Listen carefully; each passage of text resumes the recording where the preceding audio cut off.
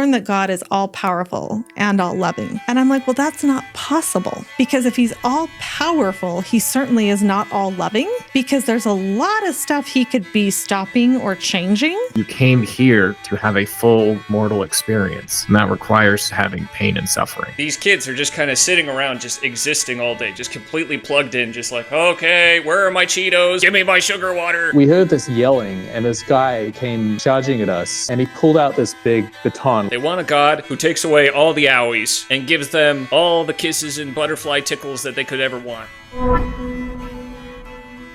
Welcome back to Salty Saints. My name is Hayden Holm. I've got Tanner with me today, and we're going to be exploring gentle parenting and some of its fun side effects. We'll be answering the question, how can God and suffering exist at the same time? We'll also be getting into some fun mission stories and some Joseph Smith history. All that and more on Salty Saints. And now for a cultural call-out. We sure don't appreciate that. Today's cultural call-out isn't necessarily something that's limited to the church. So we're going to be exploring something that I've absolutely seen in the church, but it's also something that I see predominantly in our culture in the United States. And that is gentle parenting. It's something that can definitely affect faithful mothers, fathers, and everyone in the church who is trying to raise a family right now.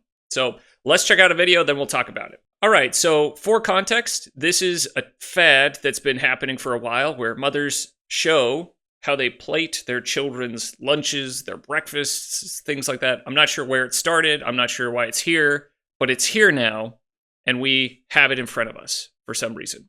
So It's we're going like to watch Stonehenge, you know? It just exists and nobody knows why. Or where Nobody it can came from. explain it, yeah, but it's just one of there.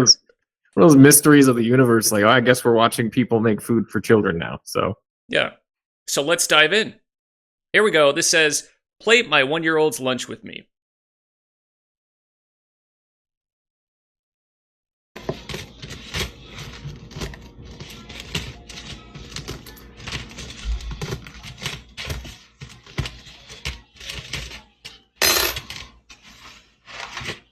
Plus the yogurt pouch.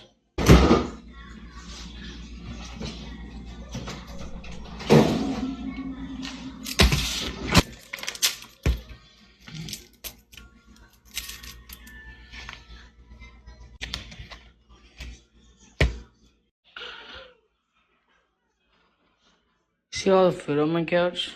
I really need a steam cleaner. Okay, we'll stop it there. For some reason, I thought that was going to be shorter than it was. It felt long. Okay, felt like so an eternity. That went on for a long time. that did. Let's get some of your initial reactions. What do you think of when you see something like that when it comes to gentle parenting? I know gentle parenting is a term that means a lot of things to a lot of people. I think for the most part, people interpret this kind of parenting as gentle parenting. Go ahead. So, for the record, because Hannah will kill me if I don't make this distinction, right? Yeah. This is not gentle parenting. I mean, if you've ever listened to your child and heard that they're angry and say, "I hear that you're angry. This is let's figure out why you're angry, and then let's fix the problem." You've gentle parented, right? Just treating small humans like humans and understanding that emotions are okay to have, but also giving them a strong disciplinary, structure for them to grow in. That's what gentle parenting is. That phrase has become a coverall for no parenting or free, completely neglectful parenting or permissive parenting. So we can use gentle parenting, but that's just not what it is. So it kind of strikes anymore. against the emotionally repressed parenting style, where it's just like, hey, deal with your problems. Nobody cares about you. Just get away from me. Right. Is that right? Yeah. And it's become this umbrella term for every kind of parenting that's not actually parenting at this point, which is unfortunate. So we can move forward with that. But what she's doing here, this is not parenting. This is not, you're not teaching anything. You're not guiding or strengthening. You are simply avoiding the hard thing, which is to actually feed your child good food. And you're showing everybody. I don't understand why you're showing everybody this. Why?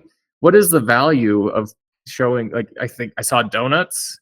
I saw a protein shake in some milk. I saw a girl plugged into the screen, while she's being handed sugar. Yeah, she's done multiple videos, and that was another one of her videos that she did. The one we watched cutting up chicken nuggets and Cheetos and all of that, but she has done multiple of these videos, which brings up a great point. She's been doing this for a while, and this is something that absolutely her couch can attest to. And that was probably one of the biggest call outs for me. It's just like seeing this couch, this poor couch that is covered in all kinds of schmutz and stains and crusties. And I also want to pay attention, call attention to what you didn't really see in that video, and that was the daughter, the girl that she was plating the food for, which I don't know. Plating seems a little bit generous there. It seemed more like spilling. She was just kind of spilling the food. She chopped the knife around a couple times. It seemed more like she was feeding an animal than she was feeding a kid. She was just like, okay, the kid's sitting on the couch, plugged into the screen, and the mom just drops it over on the couch and just says, all right, here you go, Sue-wee. Here you go, piggies. Eat up, and don't bother me. I'm going to be over here editing my video of plating. Well, that's the thing. And I have no ill will towards this woman because I have 5 kids of my own. I have done the production style, like slop it on the plate and hand it out. The one thing that I haven't done that I am tempted to do, and which she's kind of fallen into this temptation, is to give them the food, turn something on, and then go do my own thing, right? There are some nights where it's like, man, I want this plate of food, and I want to sit on the couch, and I want to watch something by myself. Like, that would be ideal for me right now, Yeah.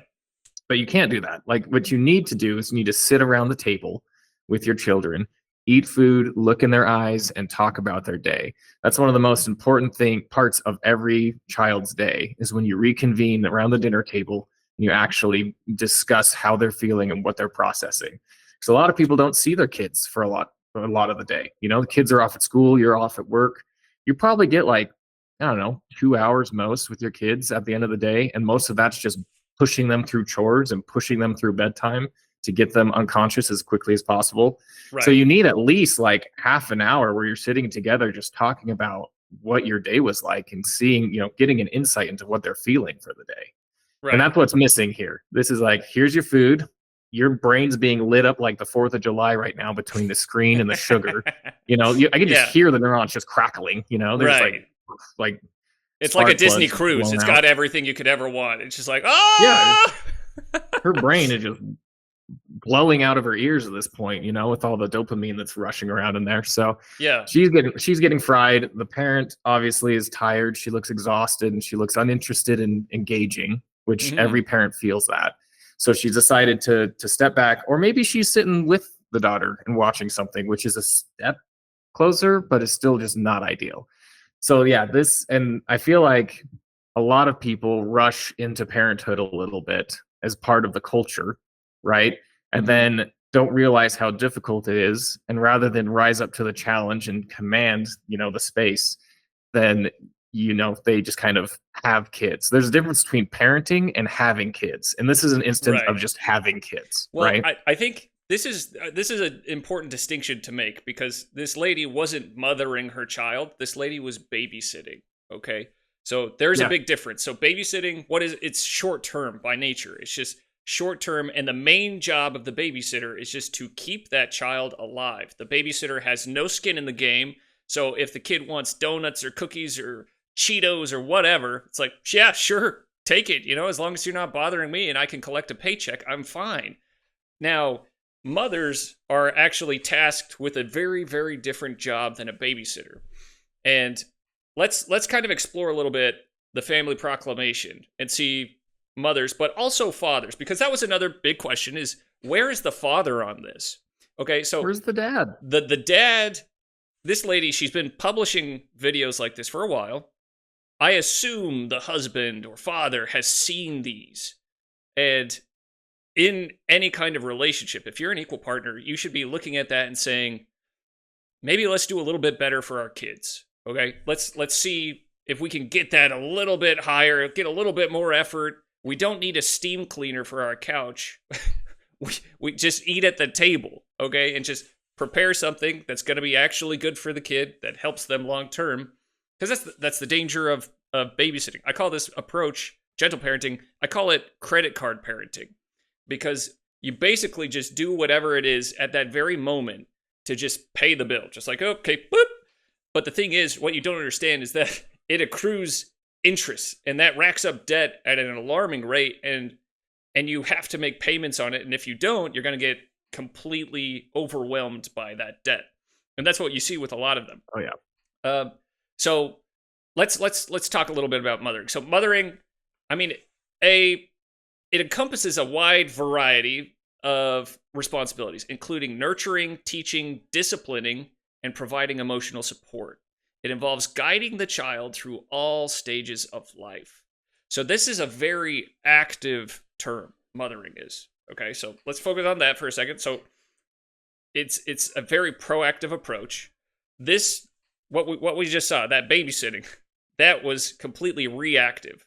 Because that approach is, if the child is unhappy, I need to give them something to make them stop crying. And what am I going to do for that? Well, if they cry, I'll turn on the TV. If they cry, I'll give them the Cheetos. I'll give them the chicken nuggets. But the thing is, you're allowing your child to make decisions that they are not equipped to make, specifically about their health.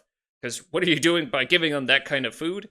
You're giving them addictions to foods and sugars that they're not going to be able to handle. They're not equipped for that.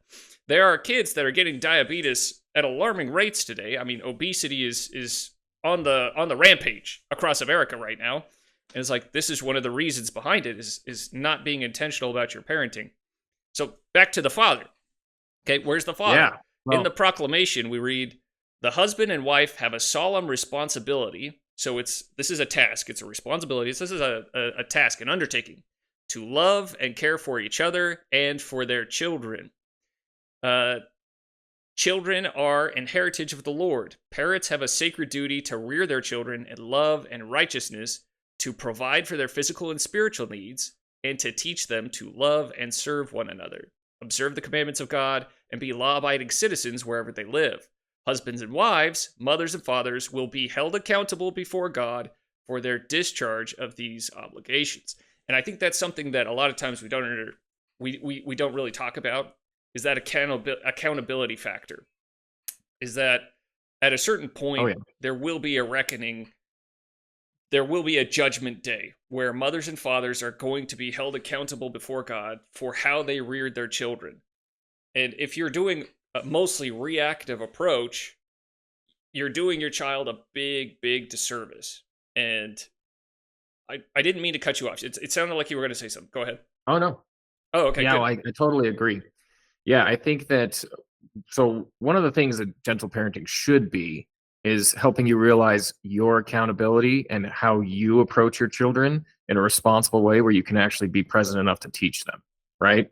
Shout out to Ralphie, Simply on Purpose on Instagram. She does a great job with that stuff. I've been to one of her conferences. It was very enlightening. Cool. She doesn't have, I don't think she has any boys. I think she has mostly girls. So I'd love to see some more. Anyways, we'll cut that part out. Yeah.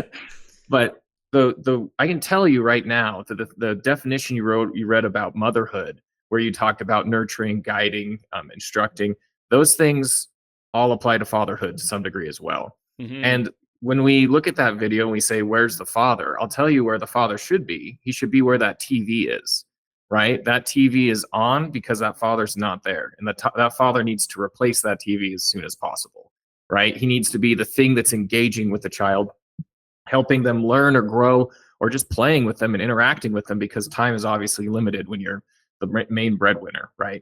So he should be in there helping with the children while the mother is making dinner, or vice versa. You know, you can switch those roles at any point, as long as you're engaging the child without using any kind of dopamine hit possible that you can just grab on hand, right? Right. So the structure and the order from that house is missing, and because of that, you can, it's sad, but a lot of people replace their spouse or the other parent with a screen, and you throw enough processed food at somebody, and that'll shut them the up. problem really quick. Yeah, just get into this comatose state of complete amusement, to turn off their brain. I mean, the word amusement literally means without thought. And so, like, these kids are just kind of sitting around, just existing all day, just completely plugged in, just like, okay, where are my Cheetos? Where's my Capri Sun? Give me my sugar water. And it leads to all kinds of diseases, but also it leads into a handful of mental disorders as well. So you can't be surprised that ADHD is on the rise when you see something like this. Okay, so like ADHD, and I know you have a spicy take on ADHD, but I look at it and I say, okay, ADHD. A lot of times, parents are like, okay, the next step when a child cannot pay attention is to go to the pharmacy, get a prescription for Adderall. And so, like, you have like this entire generation of kids that are like, I can't pay attention without my pills. And then they get on these pills that are changing their brain's makeup, their chemical makeup, and then they're going through life, and then they're racked with other problems and side effects that come from that, like depression, anxiety, and all of that. You know, it's just like we have more treatment, more medication, and more therapists than ever before, and yet mental disorders are on the rise at an alarming rate. And I look at this kind of parenting style as definitely not the entire reason behind it all, but not productive to helping a solution. Find a solution. Well, so one of the things that I did want to point out is the idea of an obligation or a responsibility. That language indicates that there is some level of duty and that there are some things that you are responsible to carry out and to execute on as a mother and as a father. So one of the verses in D&C, it's 107, 99 through 100. Listen to this.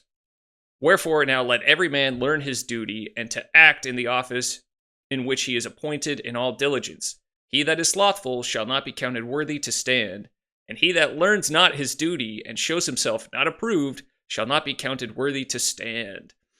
I tell you, I feel like a lot of people, when they become parents, they get this advice. And I know because I got that same advice. And it is horrible advice. As soon as you get this, just take this advice, throw it right in the trash. Just don't even bother holding it. Because the advice is, listen to your instincts.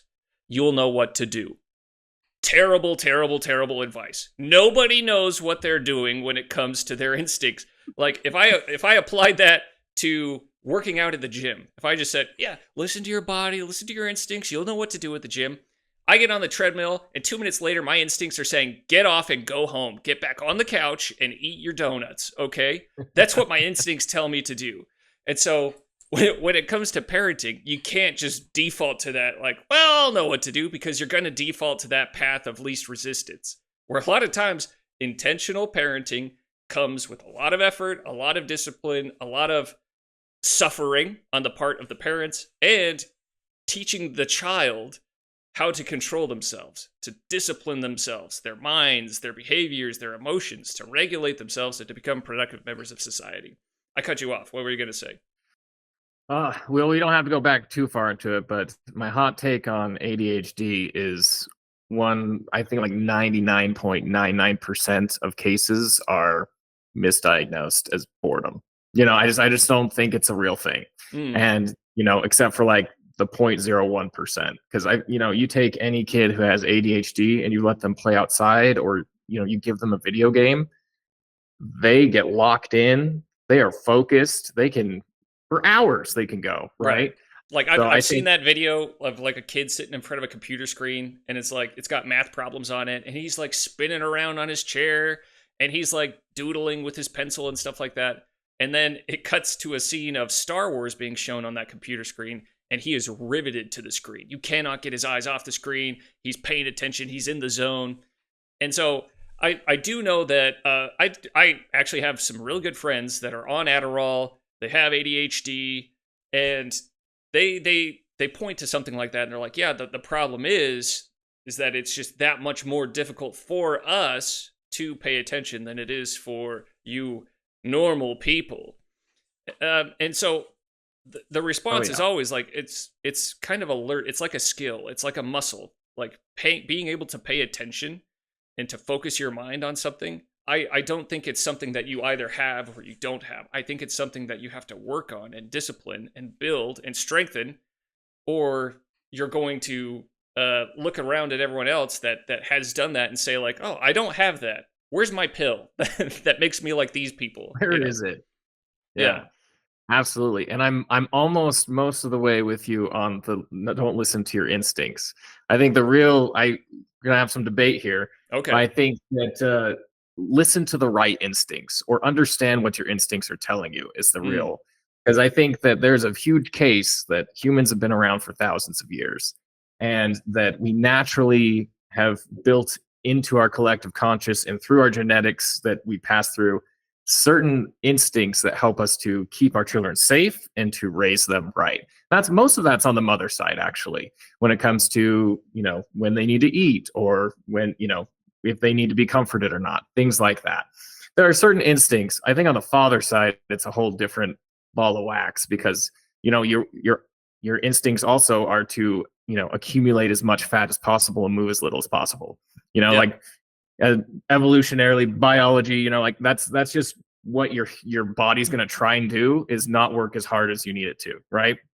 So to be really intentional about what instincts you're paying attention to and thinking through everything you're doing, like, oh, I really want to yell at my kids right now, why do I want to do that? That's why it's called parenting and not childing, right? Because like you're focusing on you yourself as the parent and how you need to change yourself to give the framework to your kids to teach them and guide them. Because like you said, nobody gives you like there's not like a decent class you can take, like, or at least not one that's mainstream in our school systems that teaches you how to appropriately raise a child. But for a lot of people to say, you'll handle it, it'll be fine. Like, not if you turn off your brain. Because if you turn off your brain, then we get this permissive, neglectful stuff where you're dumping Cheetos on a plate and throwing it to the girl who's, in her TV cage, essentially, right? Like that's she's still in her basically it. pajamas. She's just in this big enclosed habitat, just like a tarantula or like a goldfish, where you just go by, you sprinkle the food in there, you're like, hey, and then you just leave. There you go. Yeah. So yeah, that's an absence of thought from both the mother and daughter. And again, we're not picking on her specifically. The only reason we're using this video is because I don't record myself at home, plating food. So if you were to look at my life, you'd certainly find a situation where I've done something similar for sure. It's not to say that you can't have bad days. Every parent is allowed to have bad days, but every day cannot be a bad day. And that couch attests to the fact that this is not a singular incident. Like all of that's a museum. It's like they have painted that couch with neglect, and it's gross, it's disgusting. And where is this going to lead the child? Where is this pathway going? And this is where the parents need to step in, because the parents have that experience. They have the mileage to be able to say, all right, as the fully functional adult with a formed or mostly formed brain, let me make what is a good decision for you. And in order to do that, let's look at some of the consequences of permissive parenting or gentle parenting. So this is from PubMed Central. Love these guys. This is great. So this is from the government. This is a study that they did on some of the side effects of permissive parenting. And one of the major callouts, I highly recommend going through this study. It's got a lot of great sources. The test they ran was very, very interesting. It was well documented. One of the things that they found was that one of their main findings, I wrote it down right here. Of greatest relevance to our hypotheses, permissive parenting was positively correlated with a couple of bad behaviors. So first, deviant peer affiliation. So having bad friends, making bad friends, being more susceptible to having bad friends. So that's the first negative consequence. The second is a higher frequency of alcohol use. That's a little bit alarming to me. So it's like, if you are completely hands-off with the kids, that's going to put them into some dangerous scenarios down the road that you might not be able to see just yet. And so it's really important that parents get out of that credit card parenting perspective and they start taking a longer term view and saying, okay, if I teach my kid discipline right now, this is something that will help him later on when he needs it. But if the kid, obviously a 3-year-old doesn't need the discipline to say no to alcohol because it's never going to happen. However, if you fail to teach that kid discipline over the years and to respect your authority and to lean on you as a guiding figure, then they're going to realize that they are the authority that all the authority that they need in their life. And so when they're confronted Well, with bad friends or with alcohol or these other dangerous and potentially corrupting influences in their life, they're going to be like, well, I've never had rules or restrictions put on me before. Why should I now? yeah, well, I think I mean, if you think about it, like, what does alcohol do? It's a substance that changes how you feel, right? Right. So I think that there's an overall lack of comfort internally that they're seeking to change through a different substance. So I think that pulls in, like, if you're not actively engaged with your child and teaching them how to feel and what they're feeling, and validating when it's good and reprimanding when it's off the track, and helping them teach in that sense, then they're not going to know how to process what they're feeling, and they're just going to hate it. So they're going to find something that'll change it, right? Right. Like, oh, when I drink this alcohol, I don't feel bad anymore. That's the subconscious thing that's happening there, and that's what's leading to that alcoholism, right? So Right. It was based on a pattern that they were familiar with. It's like, whenever I feel discomfort, I need something. I need they have an external locus of control to put on my spectacles and my tweed suit and be all Right. psychoanalyst on you. They realize that they are not in control of their emotions or their behaviors, and that they need external sources to validate themselves. And all of this is basically a form of what is known as temporal discounting, which is encapsulated in like a Jerry Seinfeld skit where he says, like, I love nighttime Jerry. He's a great guy, but morning Jerry hates nighttime Jerry because nighttime Jerry makes all the stupid decisions, and morning Jerry is the one who has to pay the bill on all of those. And that's what a lot of people are doing with their parenting style. Is like, they're like, hey, I don't need to put any kind of rules or restrictions on my child, because they parent to a state, and that state is happiness. And happiness is a very, very idiotic state to parent to, because what's going to make the kid happy? Screens, Cheetos, Capri Suns, things that are completely detrimental to the long-term well-being of that child. And so it's on the parent to be able to recognize that, take a couple steps back and say, maybe I need to act in kindness and say, this may make you a little bit miserable, but broccoli and vegetables are actually something that are good for you, and reducing your screen time, teaching you manners, teaching you etiquette is something that will actually help you to succeed, instead of just saying, all right, whatever makes you stop crying, I'm going to do that. Just plug it and just move on with my day, Right. Well, I think that, I mean, this is a call to the benefit of some level of gentle parenting, because I think anyone who's authoritative in their parenting practices gentle parenting to a certain degree. Right. But like, when you plug kids into screens, my running theory, Hannah and I talk about this often, is that they don't process any emotion while they're watching the show. All that emotional energy just gets backed up until the screen is off, and then it all is unleashed again. So you're just creating a battery. Pushing the pause button. Yeah. And that all comes off. And my favorite thing to watch is when parents plug their kids into a screen for a couple hours, and then the kids come off of it, and they're just a nightmare to deal with sometimes. They're right? Little monsters. Yeah. Yeah, and the parents cut it off and they say, "I can't believe you're acting this way. I gave you exactly what you wanted." It's like, yeah, How you gave them heroin. You? Like you lit up their brain with fireworks, and then you turned it off before they were done, or you didn't let them. You gotta have some grace for them after that. Be like, hey, I gave them this thing which is highly addictive, and it's very dopamine heavy. When they come off of that, I need to be a little compassionate about how they're feeling, because if someone would walk into me and turn my episode off halfway through, I'd be freaking ticked, right? I'd be mad. Yeah. I'd be like, hey, what are you doing? So I think that when it comes to it's kind of like the difference between aggression and being aggressive or being assertive.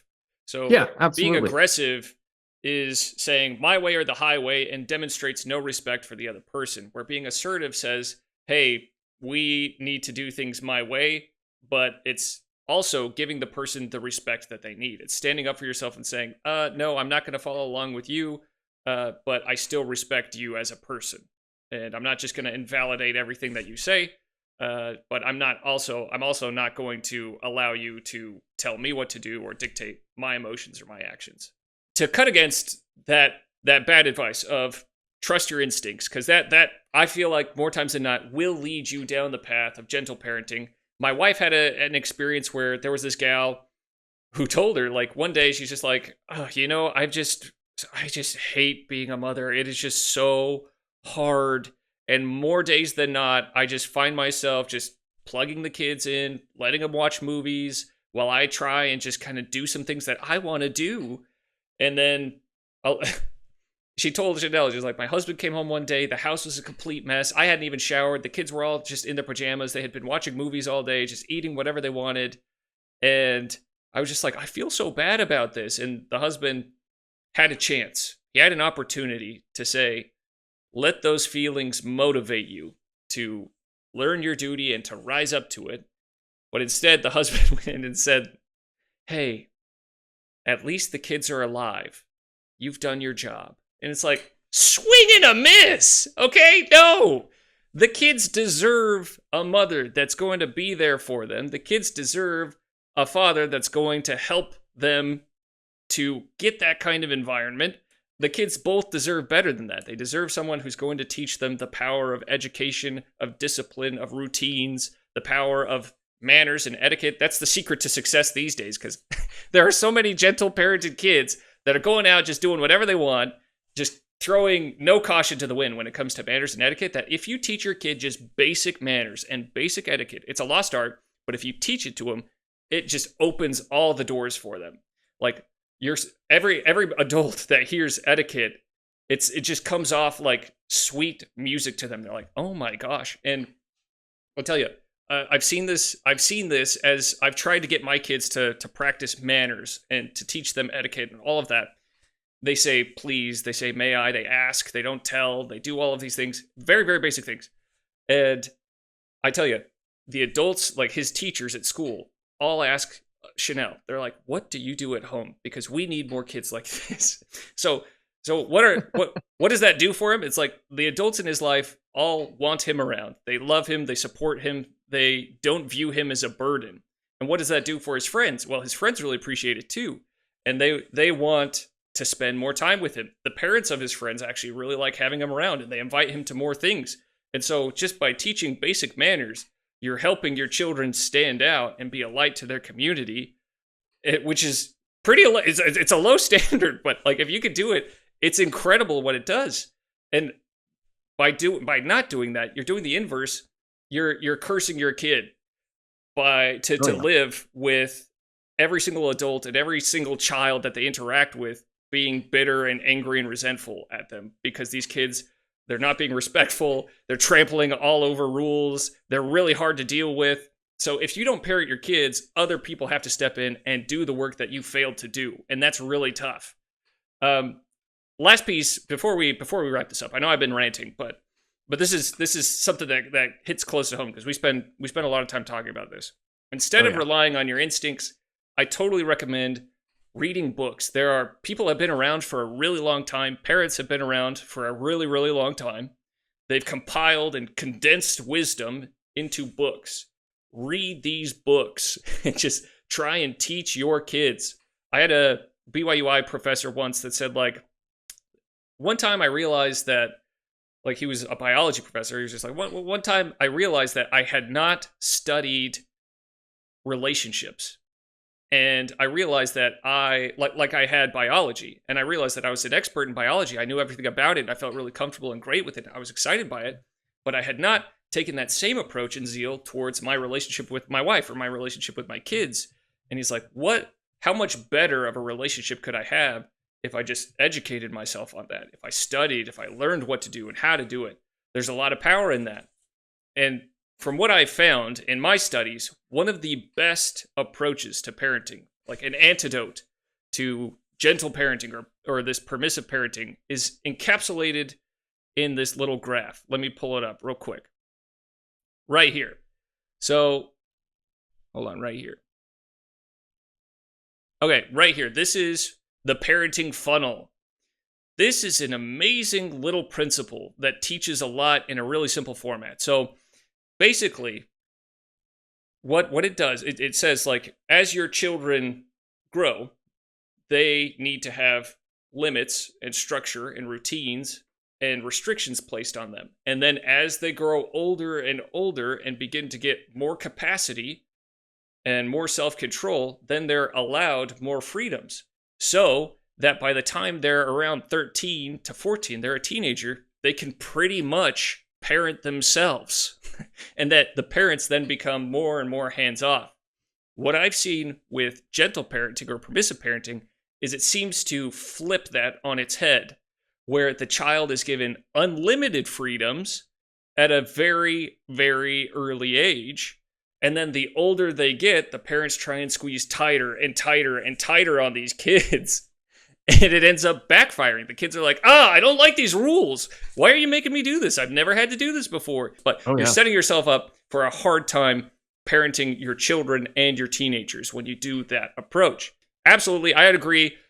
Just go out there, read some books. What are some of the materials or books that you would recommend that you have found super helpful?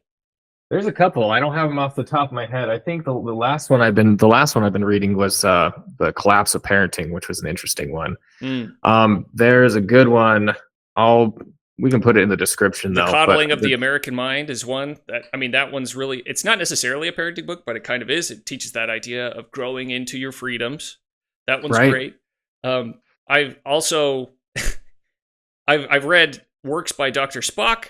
I don't recommend it, but I feel like it's at least worth getting in there and saying, like, what is Dr. Spock saying? Because his books were sold by the millions for years at a time. I think it was 30 years. He was selling at least like 10 million copies.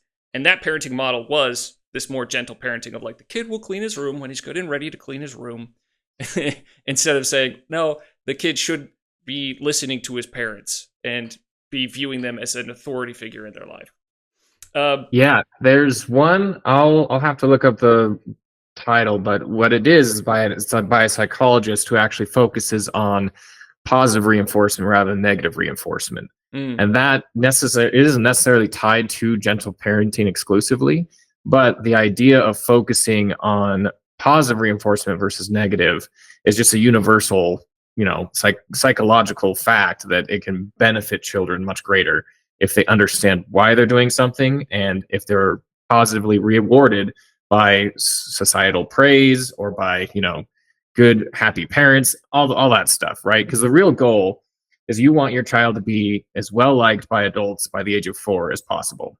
Yeah. Right? If you have a 4-year-old and your 4-year-old can interact with adults and they don't run screaming or they don't cringe and grimace whenever your child walks in the room, they're set up for success. They're going to be okay. That goes right along with what you're saying about etiquette and manners.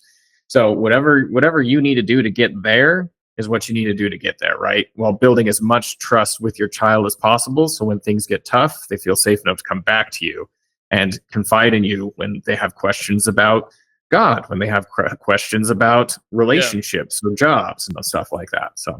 Well, it's the greatest gift you can give your kids is to make them as desirable to everyone around them as possible. Like that's going to open doors. That's going to lead to great opportunities for them. And it doesn't take like this loads of cash. It doesn't take a trust fund. It doesn't take like this Harvard education. It takes simple common sense parenting rules. The books that I really like were written by a couple of medical doctors. One of them is Dr. Gary Ezzo. And they start off with like a great sleep training book. Highly recommend it. It helps get your kids to sleep 12 hours by 12 weeks. We recommend it to everybody, but they also have created books all the way up until teenagehood.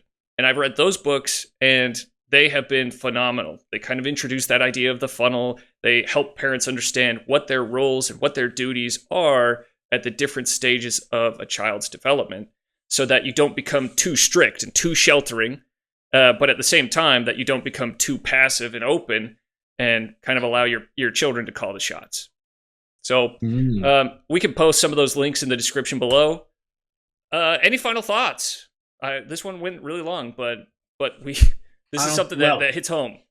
Yeah, my real spicy take is if you look at the actual definition of gentle parenting, you'll find that it aligns a lot with the way and the format that Christ teaches. So that's a hot take. So we'll see. Right. But again, the term, the actual definition of what gentle parenting is is so narrow compared to what people perceive it as that I might as well be saying a completely different term at this point, right? It needs a new term, And just like the classic Mormons aren't Christian thing, like the misnomer there. It's just like, it's hard to overcome, so might as well just leave it. Right? just abandon it. Yeah. Absolutely. But yeah, no, I could go for hours on this subject, so we better cut it off there. We'll wrap it up. I know if I don't mention this, Chanel's going to kick me for it later. The one book that I would recommend for mothers to kind of learn their duties, and fathers, I think it's great for everyone to be on the same page. Like, just because a mother is primarily responsible for the nurturing of their children does not exclude the father from learning about that as well. So you should be reading those same books. You should be reading every kind of book together so that you can both support each other as much as possible and understand what you're doing. There was a book that Chanel was given when she was a new mom called The Art of Homemaking by Daryl Houle. And boy, if you want to see controversy, this lady, she teaches some great tips about how to mother your child. Granted, it was written in the 1950s, so you have to approach it from that perspective, understanding times were very different back then. But like, she encourages women to take care of themselves, to dress up every day, and so that their kids are surrounded by people that are taking care of their presence, that are, she suggests cleaning your house, keeping it clean and tidy, so that the home becomes a place of cleanliness, that it becomes a place of order, a place of calmness and peace. And she suggests taking joy in what a lot of parents view as these menial, mundane little things. They kind of view this as drudgery. And this is like that version of that lady in the Instagram video. That is what all feminists think motherhood is. They're like, oh, it's just keeping your kids alive. It's not. There is so much more value to nurturing, teaching, instilling virtue, and watching these kids grow up, applying those virtues and reaping the fruits thereof is the greatest joy you can experience. Now, this book teaches you that how to find joy in these little tasks of homemaking, nurturing your children physically, nurturing them emotionally, mentally, and teaching them and raising them and shaping them versus just keeping them alive. And so definitely recommend that book. We'll put links to everything below. But yeah, let's wrap this up and get into our next segment. And now it's time to consider the path of your feet, for crying out loud. Today, we're grappling with the question of how can God and suffering exist at the same time? And it's very timely. We decided very intentionally to talk about this while we talk about parenting, because I think you'll see a lot of similarities there. But I don't want to spoil it too much. Let's get into the video, and then we'll talk about it after. Problem of suffering, Yes, and the yes. problem of evil. Exactly. That's so true. And you learn that God is all powerful and all loving. And I'm like, well, that's not possible, because if he's all powerful, he certainly is not all loving, because there's a lot of stuff he could be stopping or changing. And if he's all loving, there's no way he's all powerful, because he would stop those things. So I'm like, this just cannot be. If you believe in Okay, so we'll stop it there. What are some of your initial reactions when you see that? Well, shoot, I feel like the 8th grade called and it wants its argument back. Like it was just exhausting. The idea that you can't be all loving and allow suffering. Like you miss the entire ideology or theology behind the plan of salvation. Right? Like, you came here to have a full mortal experience, and that requires having pain and suffering. And right. Why can't you benefit from pain and suffering? Right? If you're an eternal being that's going to live after this mortal life, then one could say that it's not as bad when you suffer and die here on earth, right? Because you're going to return to live with your heavenly Father and take what you learned in that experience to build yourself up, right? Did they miss like the whole era of Stoicism, or like, just like, this is the way. Yeah. Humanity's built upon thriving under pressure, right? Thriving under suffering and transcending that. Like, all religions are built upon that to some degree. So I don't understand what bus they missed where they can't seem to, get past this silly argument. The thing is, This is why we spoke about gentle parenting on the same episode as this, because I feel like it really drives home that point. So gentle parenting is the kind of God that they want. They want a God who takes away all the owies and gives them all the kisses and butterfly tickles that they could ever want, you know? And so where does that lead? If we take that horse out of the barn, let's ride it for a little bit, see where it takes us. I'm feeling a little spunky today. So let me illustrate by a couple of examples. So the other week, I had my son's 8th birthday party. And we're like, we're going to invite your friends, bring them all over. We're going to take them to the trampoline park. Chanel was staying at home with our youngest. And so she's like, all right, you're going to be taking them. I was like, okay. All right, boys, let's go. So he took all of his friends. We get in the minivan. We drive down to this trampoline park. And before we even get to the trampoline park, so I got a call from one of their mothers. And the mom was like, hey, this is Texas, keep going. Okay. She was like, hey, so just in case Brandon gives you some trouble, I just wanted to give you a couple of heads up. And I was like, okay, what's going on? She was just like, so just keep in mind that he has some ADHD, so he may need just a couple of gentle reminders. It's not that he's not paying attention to you. It's just that he just has a hard time paying attention like the rest of us. And she was like, also keep in mind that he can't drink water. And I was just like, what kind of medical condition is this? This is like one of the rarest kids in the world. She was like, he'll drink juice, he'll drink Powerade, he'll drink soda, but he will not drink water. And I'm like, what? And she's like, yeah, it's just he gags every time that he drinks water, so he drinks juice. And don't worry about if it's full concentrate, half concentrate, he'll take any of it, you know, but just try and stay away from the water if you can. And I was just like, you mean that liquid that humans have been drinking since they were created? The dawn of time. That one. And so, some context. This lady, she works, her husband work, they have a full-time nanny at home, they both work for big oil companies, they are very, very, very well off. And the way that they've parented their child is exactly the kind of parenting model that these guys expect from God, where it's like, hey, anytime these people are uncomfortable or express discomfort, it means that I have failed to show some form of love. And as a parent, I have failed at some level. And so then they immediately start working to build a workaround so that they start working around the child. So this ideology leads to parents wrapping their kids in bubble wrap, giving them the helmet, the wrist pads, the knee pads, and then the training wheels, and then the parent still steering the bike and pedaling it at the same time, and then whispering in the kid's ear the whole time like, oh, aren't you having fun? Ooh, this is great, huh? And then the kid just sitting there just like, yeah, this is fun, thanks. But they're not teaching the kid. It doesn't make the kid into anything. No. All they are really teaching the kid is that they are not stronger than the problems that are in front of them. So the problem of, some might not even consider this a problem, the problem of drinking water, okay? Well, and like, to your point there, this is teaching them that they are strong enough to be able to drink water.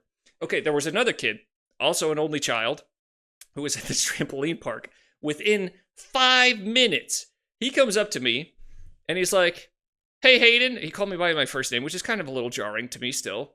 Like, I still can't call our uncles and aunts anything but uncle, insert first name here, you know, or aunt, insert first name here. So he's like, hey, Hayden, I finished everything here. What else can I do? And I'm like, we booked this place for like 3 hours, kid.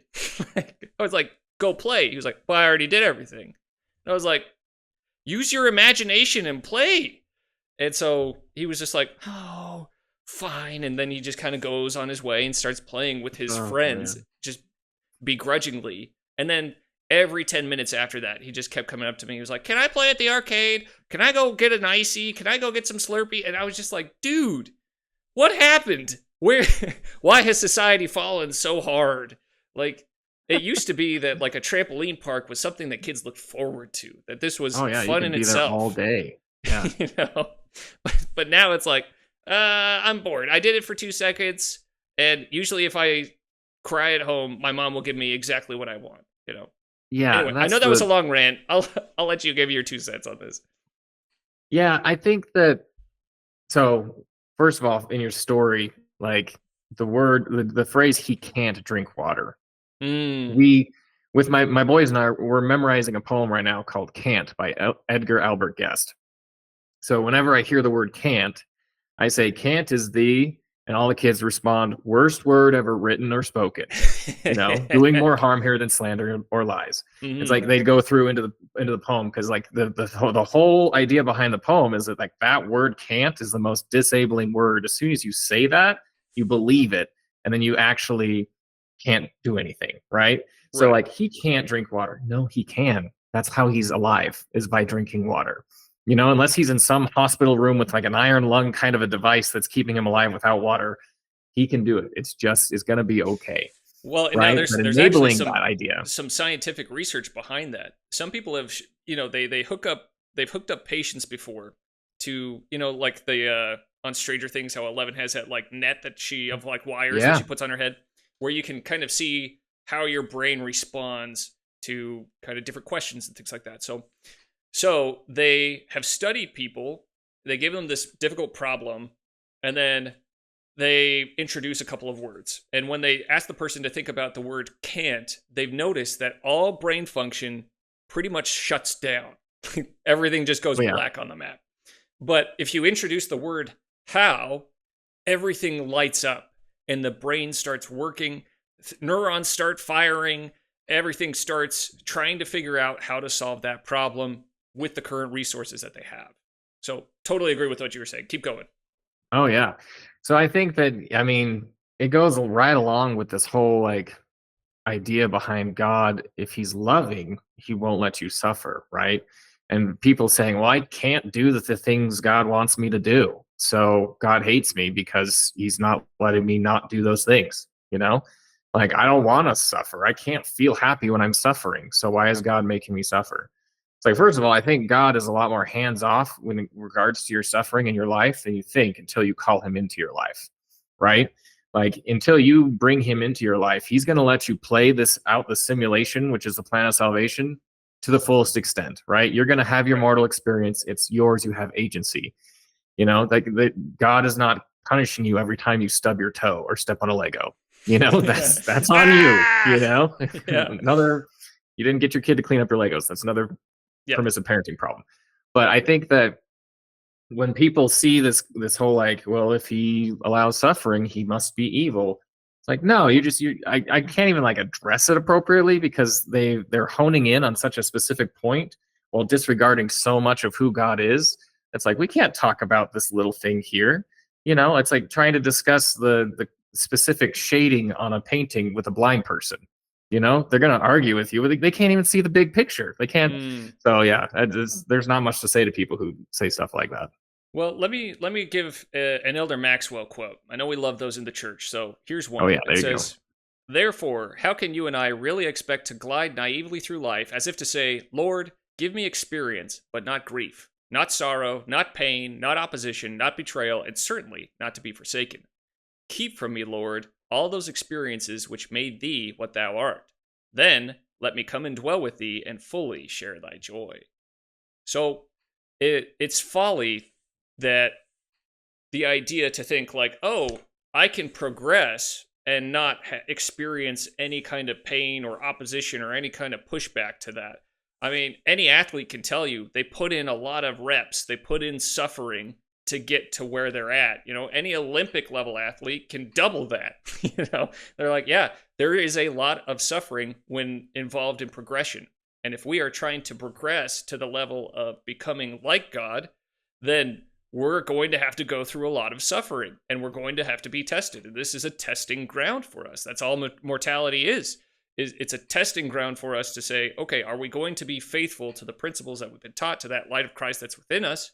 Or are we going to choose the path of least resistance? Are we going to start credit card parenting or credit card living our life and just taking the easy way out anytime we're confronted with this? Or are we going to stick with it and grow and develop muscles and learn things and become someone?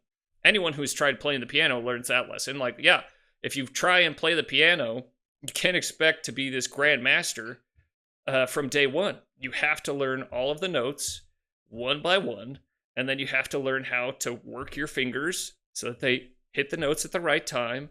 And then eventually you have to learn how it all flows together, and you get more and more complicated pieces from there. And then you grow into that state of being a grandmaster. And it's something that takes intentional hard work. Speaking of this country, one of the greatest countries that has ever been in the entire world is the United States of America, right? This country wasn't always what we see today. That might shock some people, but we got here through a lot of hard work and a lot of suffering. So there's this great American radio broadcaster named Paul Harvey, and he has this amazing speech. Highly recommend watching it, but there are some snippets that I want to read out of it, okay? He says, "This was wasteland when God had it to himself. He handed man a hoe and said, 'You want another Eden? All right, earn it. And all that's necessary for the weeds to take over again is for you and me to lay down that hoe.' Now, Americans, the problem is less acute today than it has been. We're on the right track now, but if we sit down on that track, I'm afraid we're going to get run over. We tell our young people how our country was carved out of the wilderness. No, it wasn't. Our nation was not carved out of the wilderness. Our nation was hammered and hoed and chopped and dug and sawed and clawed out of the wilderness by bare-handed men who asked nothing for nothing. America did not start off with an agricultural production that's the awe and envy of the world. It was seeded first by sod-busting farmers who fought Indians and ranchers and cold and heat and drought and bugs and flood and one another. The fruited plains sprang forth from barren acres only after they had been watered with a lot of sweat. I guess that what I'm saying is that the more history I study, ours and others, the more certain I am that there is one fertilizer essential to the survival of civilization, and that fertilizer is sweat. And I don't mean perspiration. I mean the kind of steamy, streamy, salty sweat that's run from a man by hard physical work. Somehow that sweat gets into the soil or farm or a factory or a city or a state or a nation, and everything thereabouts grows tall and strong and tough enough to stand against any storm. But the day the sweat dries up, the soil dries up, and whole civilizations are buried in dust."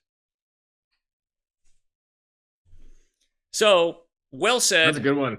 Really Yeah, good that's words really from well said. Paul Jeez. Harvey. Definitely check out the video there, but I couldn't agree more. The idea here is that suffering is a part of this experience, the mortal experience. And it's the key to greatness in any pursuit, whether you're trying to learn a new skill, whether you're trying to be a parent, whether you're trying to just be a kid going through, like just trying to get through school. You're going to have to put in hard work to get any degree of satisfaction or joy out of life. We also are subject to the law of opposition. So if we feel sorrow, it expands our capacity to also feel joy. If we did not have sorrow, we would not be able to experience joy in mortality. Oh, yeah. And that's something that is not really talked about a whole lot these days. But joy and sorrow, they both go together. You can't have one without the other. And happiness, misery, sweat, determination, discipline, all of these things, they work together and they help you to become more than you are. And for that reason, we call these people to consider the path of their feet, because if you give that advice to everyone and say life should be easy, life should be nothing but rainbows and puppies and tiger kisses, then what you're going to get is a handful of entitled kids that believe that if life is difficult, they've done something wrong and that someone else needs to come in and make it right for them. And it turns them away from going to the enabling power of the atonement and saying, please make me strong enough to handle the mountain in front of me and help me to move it. And so that is a destructive ideology. It can destroy families, it can destroy people, it can destroy entire civilizations. And so for that reason, we call these people to consider the path of their feet. Is there anything else you wanted to add? I think just last point is that the easiest way to understand how God could allow suffering into your life and still love you is to become a parent yourself. At that point, you just naturally understand this paradox, this seeming, paradox, that when you are teaching your son or daughter to be something more than they are, to grow in, there are growing pains, and you can't forfeit the growth because of the growing pains, right? So as soon as you have children and you're raising them righteously, you'll see that like there's no way around suffering, right? But there's still love throughout that entire process. So I think these people should have more kids and they should raise them right. I think that's the whole theme of this episode, right? So, yeah, there we go. And now, Tales from the Mission. I served in Japan, as I said, Tokyo North Mission. And, when you called for mission stories, the first one that came to mind was right at the start of my mission. I was only there for 2 weeks and I didn't speak Japanese very well. My trainer was a big Australian guy, and we were out one day.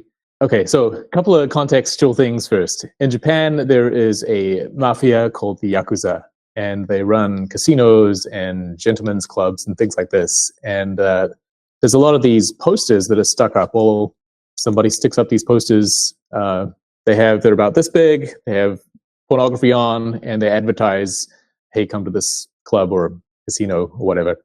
Mm-hmm. So my trainer, we would walk along every day since the first day of my mission, and every time we see one of these, we'd just kind of crumple it up and drop it on the ground, crumple it up and drop it on the ground. I was like, shouldn't we like not litter? We just put this in our bags? He's like, no, we don't want to see anyone. We don't want anyone to see us like piling hundreds of these in our bag, right? So walking along 2 weeks into the mission, it was night. We were just about to enter our apartment because of curfew. And we were crumpling these things up half a block from our apartment. And we heard this yelling, and this guy came charging at us, and he pulled out this big baton, like a 3-foot long kind of stick thing. And he ran up to us and he started whacking our bikes. He was obviously mad that we were had some association with the Yakuza, presumably, because he was not happy that we were doing this. And maybe he was sitting there waiting for us to come by. So, any reasonable two people might have just said sorry and walked away. But my companion was, he was a fiery Australian guy, and he was not having any of it. So he was yelling back at this guy and getting up in his face. And I didn't know anything was going on, because in Japan, there's kind of like different levels of language, right? There's this polite language, and then there's the regular language, and then there's this really low level language that you talk to like your dog with. And I didn't learn any of this stuff in the MTC. Yeah. But they were yelling at each other in this low level language. And so he came up to us, he was whacking our bikes and kind of like forcing us back. And of course there was 2 of us and 1 of him, but at the same time he had a weapon. So, a bit of a toss up. I'm not sure. I did a bit of martial arts, but I'm not really sure if that's effective. I've never been in a fight. But Sure. Right at that moment, within about 20 seconds of him getting right up in our face, whacking our bikes, and about to go at us, this van pulls up with tinted windows, and the window winds down, and this American voice says, "Hey, elders, where's your apartment? We can't find it." So the assistants to the presidents were driving around. By the way, the only time in my entire mission that they came and visited one of my areas. Wow. And it was so you got right. some backup. Yeah, and then the side door rolled open, and there was like 6 guys in suits in the back. So we had our own mafia just roll up within the space of this 5-second window when things were getting really heated.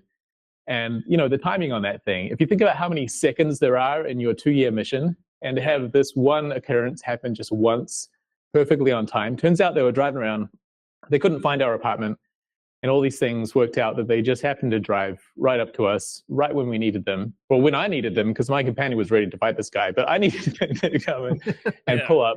And the door slides open, and you should have seen the look on this Japanese guy's face. He was like confused and then worried, and then like, oh man, the American mafia is here. So he just took off.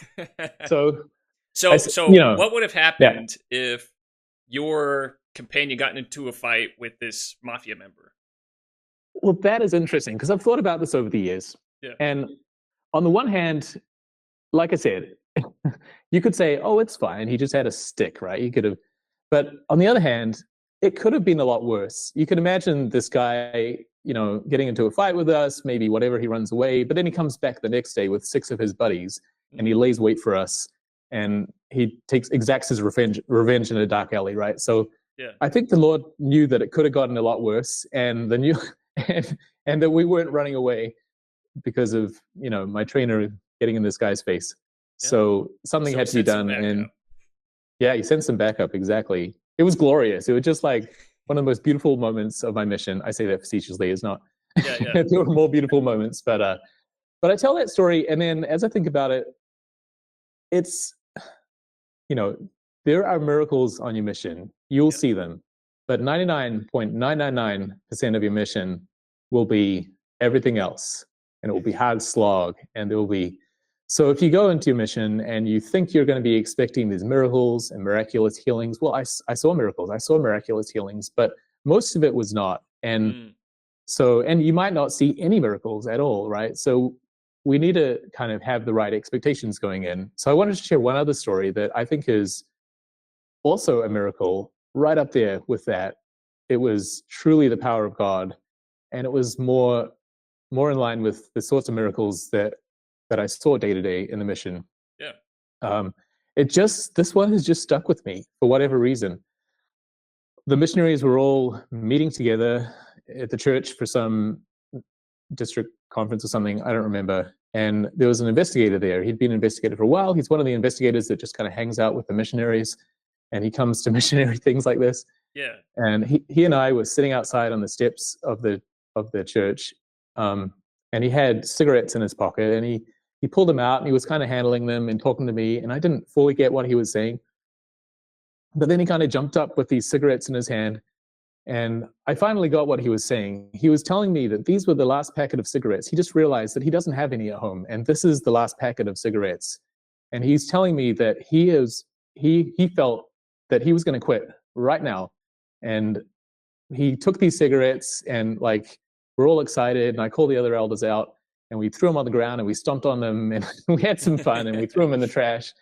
And it was glorious. It was just wonderful, because the Spirit, like, this guy was in the right place. He wasn't, drinking in a bar. He was with the missionaries. He was at the church. He was doing the best he could.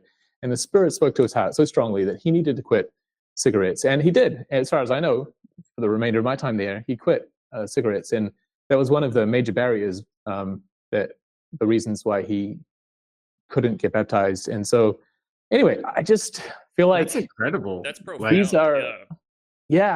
are profound. And if we look at we could look at either one of those stories and say that the power of God wasn't there, it was just chance, or the guy just had this thought or whatever. But I don't think we're going to really see the truth of things until we see God's hand in them.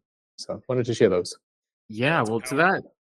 to that story, like the Spirit you definitely felt there is powerful, but the real miracle is the enduring willpower that he was gifted through his belief in God to rewire his brain, essentially, right? Because addiction in any sense is nothing. It's not an easy thing to overcome at all. It's one of the hardest things because no one can see it. Only you feel it, right? Like you have to remap your brain in a way that I feel like only God can help you with. So that's pretty impressive. If you just made that decision and stuck to it like that. That's amazing. It's incredibly impressive. I mean, these things are gripping. Addictions, I mean, people that have suffered with addictions know that they're no joke. And so to experience a complete change of nature just by attending and doing the right things, it reminds me of the verse that by their fruits ye shall know them. And this is something that Jesus said. It's interesting. He didn't say like by their teachings. He didn't say by their words. He didn't say like by their intellectual prowess you will know them. He said by their fruits. Instagram posts. Yeah. By their Instagram reels or anything like that. He said by their fruits. And so this guy was able to experience one of the fruits of the gospel, which was a change of nature, which is incredibly powerful. Yes, and it is a very, like I think you mentioned, it's a very private struggle with addiction, I think. I mean, I don't have experience here, but I have obviously helped, people like this guy. Well, I don't know if I helped at all, but another experience which I think highlights the difficulty of it. So to those of you that haven't struggled with addiction, I'm going to share an experience that my dad told me. He is a convert to the church, and it was he drank coffee. He was a med student. He had to drink coffee to keep up with the 100-hour weeks at the hospital kind of thing. Yeah. And he always thought to himself that he didn't drink coffee because he was addicted, right? The missionaries told him that coffee's bad. It can make you addicted. And he's like, I'm not addicted. I just like it. Just like the taste. I just like the smell. Calms me down a little bit. But then he tried to stop. Yeah. And it was really hard. He shared that at the hospital where he was working, he couldn't even be in the lunchroom during lunchtime because of the smell. It was too much, and he had to take a walk around outside. And he realized that he was addicted. He was in denial the whole time. So I really think that there's just this. There are these powerful struggles that people deal with, and they're very private and they're very difficult, and only the power of God can help you overcome them. So testify of that. Absolutely. Yeah, that's amazing that he had that experience, And so it sounds like he was able to overcome eventually. Is that right? Yeah, he is. And he was baptized in his 20s, and yeah, been faithful ever That's since. impressive. Yeah, That's amazing. I mean, to realize it and then to make the correction to not even go in the cafeteria, that alone takes willpower, right? It's like I know what's in there, I'm just going to avoid it entirely. So, wow, that is awesome. Well, and I love the cliche of like I'm in control. I can stop this whenever I decide to, and then realizing, wait a second, maybe I'm not in control. I just never want to stop. Yeah. Yeah. And one last note to hark back to your first story. I was just thinking about it and like, there's no better way that God could have neutralized that situation than sending those elders. I It know, was a right? no-win situation, just thinking about it. Like either you beat up the guy and he comes back with more, or you guys get beat up, which is not an ideal situation. But like to show that you have a whole group behind you that is supporting you and you don't want to fight, that just like neutralized that instance and all future instances of conflict. Well, all in one like 5-second moment. That's awesome. A group that you could call on demand, seemingly, right? Like this guy had no idea, but maybe he thought like, oh man, these guys are good. They're always hovering around the city. That van was just waiting around the corner. That's right. It was just we waiting. got him. Yep. And it wasn't like it was just a small thing. This was 6.5 hours from the mission home. Just the fact that they were there in the first place was just, but you're right. It is the best way, and God does solve things in the best way. They may not seem like the best way initially. This one did, but often they may not seem like the best way, but in retrospect, they usually are. That's awesome. That is awesome. That's super cool. Well, we appreciate you coming on and telling your story. We'd love for people to check out your channel. We know you recently started up a YouTube channel. Could you give people a little bit of information about that? I did, sure. Yeah, it's called Sort of Laban. You can find it. Started about the same time as this channel, but I just think it's great if we can, like I said at the beginning, if we can just lower the threshold of how difficult it is for us to share the light that we have. I think that's powerful. So that's just one reason I'm trying to Well, I think there have been a lot of conference addresses that have specifically mentioned like getting out onto social media and bringing your social media followers into the fold and stuff like that. And so I mean, that's resonated with me. It sounds like it's resonated with you. And it's really encouraging to see more and more active members pushing out faithful content onto YouTube. Totally. It's needed. Yeah. Awesome. Well, thanks for stopping by and guys. Sharing your experiences. Yeah, no problem. Thank you, guys. Keep doing what you're doing. Later. We'll see you. Okay. Bye. All right, so for anyone else out there that realized that David was not Tanner or myself, it's because he acted on our invitation to submit submission stories. So if you'd like to come on the show and share your story, that's great. You can upload your story. You can write it. If you feel like you're not that great of a live storyteller, write it down. We'll read it. We want to hear more mission stories. We'd love to get more of them out there. We'd love to flood social media with more of these mission stories or conversion stories, family history stories. Any kind of faith-promoting story that we can get our hands on, we'd love to fill the internet with it. If you'd like to submit a mission story, just reach out to the email below. So that's saltysaints1@gmail.com. Let's get connected there. You can upload your story to maybe your Google Drive and share it with that email, or we can just start connecting and figure it out from there. And now it's time for This Week in Come Follow Me. So this week's Come Follow Me, we're getting into Joseph Smith history, a little bit further down chapter 1. And this week specifically, I wanted to focus on verse 33. It says, "He called me by name, and he said unto me that he was a messenger sent from the presence of God to me, and that his name was Moroni, and that God had a work for me to do." The verse keeps going on, but I want to focus on that phrase, God had a work for me to do. So, in your experience, how have you been able to find out what that work is that God has for you to do in your life? I think I'm a just typically, I've learned this about myself over the years, that I am a ready, fire, aim type of person. I think Right? most people are. Yeah. Yeah, I think by default, I think that's the default setting, the factory setting.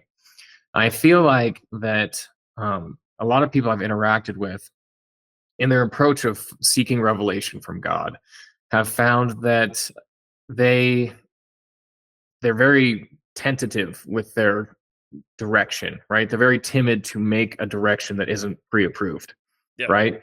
I feel like to find out what work God has for you to do is to just start doing work, right? Just start making attempts with your own knowledge, your limited scope of what you believe is what you should be doing in order to build God's kingdom on earth and also to enrich your own soul and the souls of all those around you.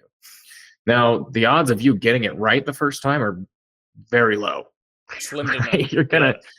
but revelation can help you pivot and adjust because God loves effort, right? So the fact that you're making effort will open you to more revelation and enlarge your spirit to receive more counsel from the Holy Spirit. So when you're making those decisions and you're trying to understand what work God has for you, you won't have to like think about it, if that makes sense. I think it was Bruce R. McConkie that said like he didn't pray about whether or not he should marry his wife because he was living in such a way that he knew God would tell him no if it was the wrong decision to make. Right? I feel Yeah. like if you're living in tune with the Spirit, you don't really need to seek the counsel of the Spirit if you have it with you. God is great at just kind of nudging, right? Like, Yeah. oh, as long as you're moving, he can nudge. So you can always be nudged in the right direction, but you have to be moving. So in order to 100%. find that work for you to do, I think you just have to do some work, right? You just have to try. That's the first thing I'd recommend people do. That's a really good point. I actually had an experience at BYU Idaho that really drives that point home. I was about to get married. Any young man who's engaged can relate with the idea of getting cold feet. Like there's a reason that cold feet exists, that term exists, and it's because there are a lot of doubts and fears that can completely overwhelm you when the idea of having to provide and protect another person enters your life in a real way. Yeah. It's like, holy smokes, that's a lot of commitment. That's high stakes. Because before that, it's like, yeah, you can do whatever you want. It's easy. Life is great. Life is fantastic. But as soon as you get married, the rumble pack comes on, and you got to be a lot more careful, because can I sleep in my car? Yeah, sure. Can I make ends meet? Yeah, I can go to the plasma center and get some groceries for the week. Yeah, Oh, yeah. piece of cake. That's not a viable solution for two people, though. And so we had to. So anyway, I was filled with a lot of anxiety and a lot of fear. Now, did I let that anxiety define who I was? Did I need to go seek a trauma coach on Instagram and say, help me? No, I didn't. So I went to the scriptures and I went to a BYUI devotional. And in this devotional, actually, it wasn't a devotional. It was like a little mini fireside with one of the stake presidents in the area. And he sat everybody down. And I was just really considering whether or not to move forward with this engagement because I was terrified. And it wasn't anything about Chanel. It was just completely to do with the idea of not being financially ready and being insufficient as a provider. And so I was just like, man, this is really stressing me out. I don't know if this is the right move right now. And I was considering postponing and just saying like, hey, let me just give me a year, maybe get my feet under me a little bit, and then I can go. And one thing I absolutely love about BYU Idaho is that most of the faculty and a lot of the leaders up there are salt of the earth farmers. And they always teach through story. And I really, really love that about them. So there was one stake president who has basically said that same thing. Like, if you're being a good boy, if you're living how you're supposed to, then God will direct the right person to come into your life at the right time. And you won't have to worry about any kind of consequences because God has a plan for you. And his timing is unfolding right before you. And so to me, that was just like, oh, okay, so I am acting in accordance with God's plan for me. And if I just move forward in faith, things are going to work out. So I ended up getting married. Things worked out. I was able to find work. I was able to pay rent, even though Chanel and I were only making like $600 a month between the two of us, and rent was $600 a month. It was like we were able to still make ends meet, Living on a prayer. survive. Like we had a lot of rice and beans in college, but we still made it. And I mean, I absolutely agree with that idea, personal revelation. The other piece that I would say to finding out what work God has for you is patriarchal blessings. This is one of, I think, the most undervalued tools in the entire church, is the idea that God has actually given you a personalized roadmap for you, personal scripture for you about things that you should focus on, things that you should pay attention to, talents that you should develop, experiences that you should try and cultivate. And I do have to say that anytime that I have felt lost or worried or stressed out in my life, I have been able to find a lot of comfort and a lot of direction by turning to my patriarchal blessing. The beauty is that you get it at a really young age, and it guides you throughout your entire life. It's almost like I remember MapQuest. I'm old enough to remember like needing MapQuest and printing out directions and saying, okay, gotta turn here, then turn here. This was Google Maps 1.0. But it's kind of like having MapQuest again, where you're able to get like these little step-by-step directions on like, okay, here's your education. You're going to get married. These are some things to look for, things like that. It's like that can help you guide your decisions, that can help you to find a lot of comfort and a lot of solace and help you understand what your work should be in life. And I can't say enough about them. Yeah, I totally agree. It's exactly like having a map printed out for you. I think it's a little more high tech than that though, because like we discussed, you can use personal revelations whenever you turn off that path. You know, the Holy Ghost just says rerouting, and it just redirects you. You know, oh, here's how you get to your. You know, it's okay that you made the completely wrong turn. Just go around the block, and you'll be just fine. You know, right. I feel that the combination of patriarchal blessing with personal revelation, you're set, right? You should have a very clear vision of what the Lord wants you to do in this life. Absolutely agree. So today's episode is getting a little bit long. I think that's a good place to wrap it up. So until next time, I'm Hayden Holm, and this is Salty Saints.